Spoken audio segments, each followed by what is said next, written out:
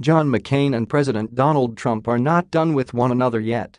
Days of mourning for the Arizona senator, including a lying-in state in the Capitol Rotunda and the pomp of a service in Washington's National Cathedral, are certain to become about more than simply honoring a singular political leader and national hero. In Washington, even death is political, a fact McCain well understood as a sought-after eulogizer himself, and by planning his funeral rites to exclude the president, he will be making an unmistakable posthumous statement directed at the White House. Tributes for McCain and the lauding of his courage, honor, decency, character, and readiness to re-examine his own mistakes will unfold at a time when Trump is facing an unflattering public debate about his own personality and behavior. The guilty plea by the president's former personal lawyer Michael Cohen and conviction of former campaign chairman Paul Manafort last week deepened the political and legal storm raging around the White House, but still did not push most Republican leaders to criticize Trump.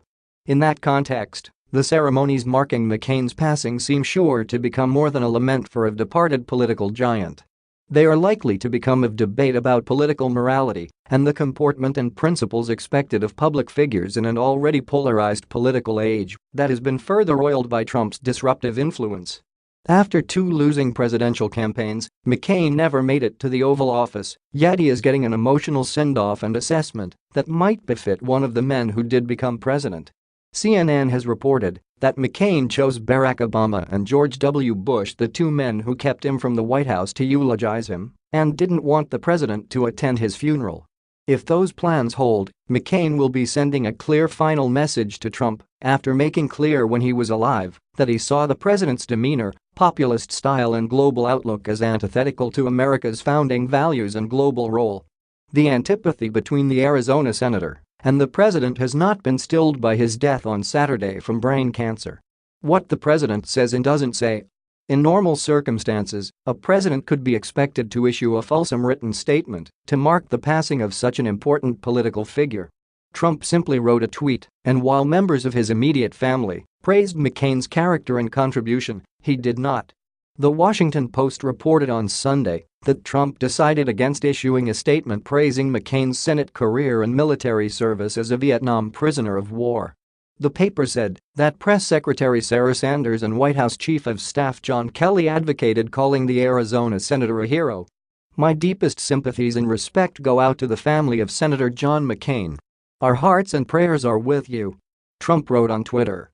McCain's service at the National Cathedral may well become the biggest meeting of the political establishment and visiting global elites so far seen during the Trump presidency.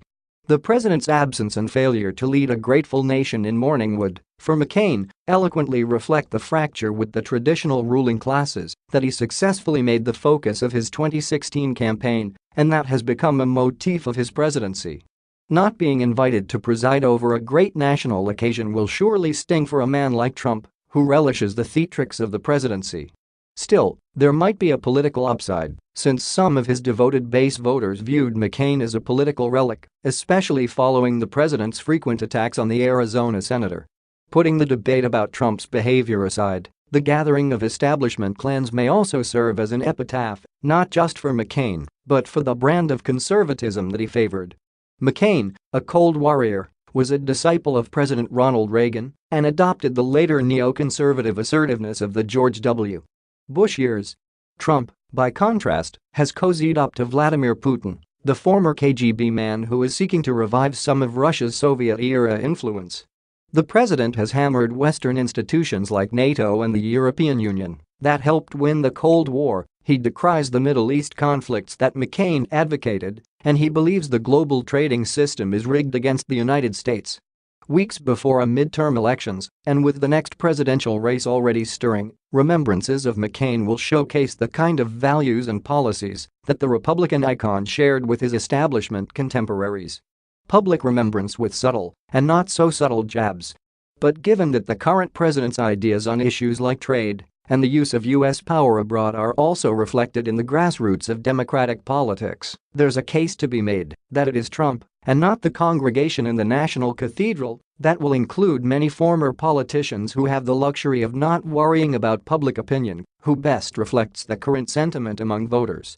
Tributes paid to McCain in the United States by every significant political figure bar one, the president, and by foreign leaders highlighted his character His courage, his willingness to find common ground across the political aisle, and above all his desire to serve a cause greater than himself. All of those themes are likely to dominate the next few days as McCain's funeral observances unfold. Few of us have been tested the way John once was or required to show the kind of courage that he did, Obama wrote in a statement issued minutes after McCain's passing was announced on Saturday evening. But all of us can aspire to the courage to put the greater good above our own. At John's best, he showed us what that means.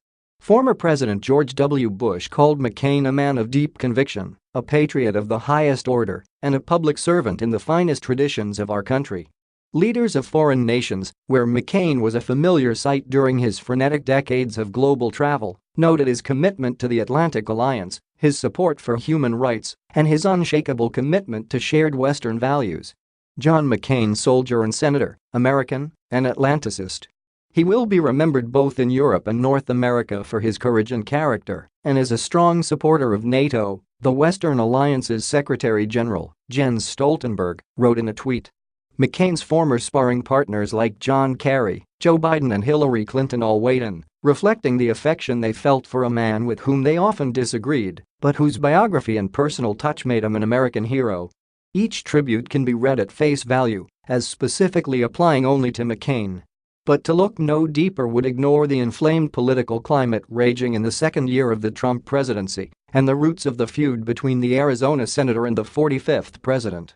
When comparisons are drawn between the president and McCain, Trump's supporters are certain to accuse the media and his critics of exploiting McCain's death to aim what they will view as yet another unfair attack on the commander-in-chief.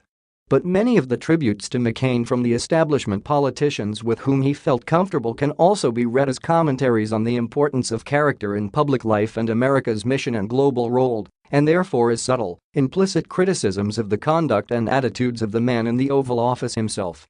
After all, many of Trump's critics have long argued that he lacks the character needed of a president, a narrative that gathered pace last week as the legal woes mounted, threatening his presidency.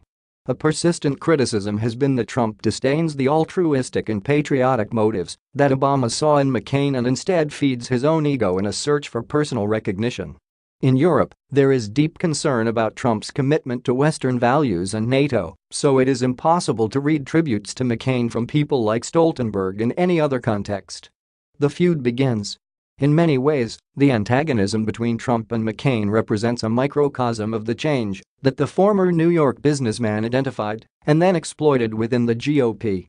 When candidate Trump said back in 2015 that he didn't consider McCain a war hero because he was captured in Vietnam, most political observers predicted that he had just buried his White House hopes by insulting the sacrifice of a man who was tortured in the infamous Hanoi Hilton prison after being shot down during the war.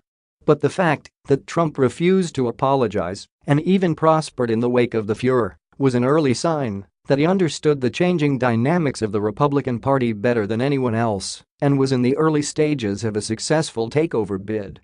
McCain felt until the end of his life that Trump represents a historical anomaly and a diversion from America's traditional leadership. He maintained that core American values would reassert themselves.